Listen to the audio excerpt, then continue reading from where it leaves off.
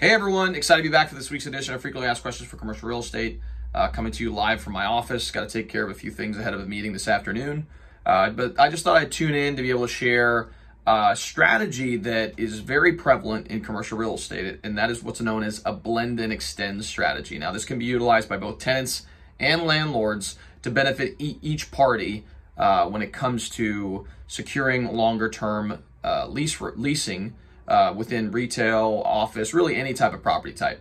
So before we dive this video, I would greatly appreciate if you could like and subscribe to the channel. It really does make a difference in the YouTube algorithm and ensures more and more people can hear this message and learn about the many facets of commercial real estate. So now you've done that, go ahead and like and subscribe below. Let's go ahead and dive right into this episode. All right, so the question is, what exactly is the blend and extend strategy? Well, this is a strategy used by both tenants and landlords, but really the premise is that you have an existing lease in place. Maybe you're 2 or 3 years before your expiration date of your lease. You want to stay in that location for a longer period of time, but you want to be able to capitalize or gain something from the fact of being able to extend. So what ends up happening is you can actually extend your lease early on before you need to, and as an incentive, typically the landlord will allow you to blend the rate over a period of time. So let's say that you have 2 years left on your lease rate, and your current lease rate is $10 a square foot.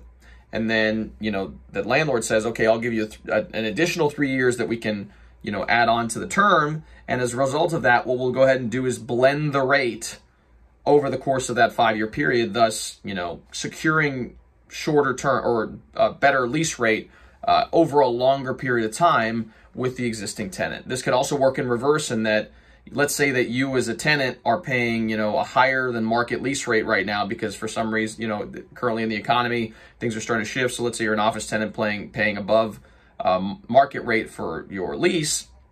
So instead of, waiting until the term is up to, request from your landlord a reduction in rent, what you could do is you approach your landlord and say, look, we're already paying above market because we're looking at the marketplace and it looks like there's a lot of vacancy.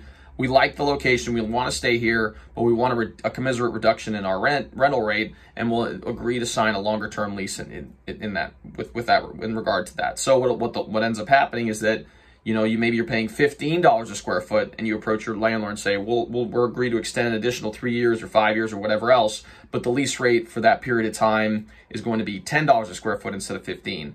So you get to blend that rate over a period of time. You do the math to figure out exactly what that's going to be on a year-to-year basis. Therefore, as a tenant, you're able to reduce your rental obligation or monthly obligation from a rent perspective in today versus waiting 2 or 3 years in the future to do so. So this can be a very beneficial strategy. Landlords like to have stability when it comes to their cash flows, so it may be wise to consider blending and extending a tenant, especially if they're a good tenant that makes the rental payments.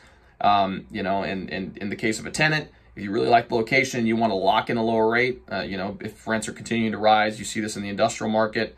If you can lock in, a quote unquote lower rate over an extended period of time, it may be wise for you to consider this strategy as well. So that's something to consider. Maybe something that you can utilize even in your brokerage business as you're kind of advising your clients on what the best strategy is to pursue. If you are a business owner or a landlord in the Louisville metro area and you're looking to do something similar, please talk to me. I'm happy to help you as far as, providing insights and hopefully advising you on the best way to be able to approach this strategy. Along with that, if you like this channel, we would greatly appreciate if you can like and subscribe. It really does make an impact in our ability to reach a broader audience, and we greatly appreciate your support. So thanks again so much for tuning in, and we'll see you all next time.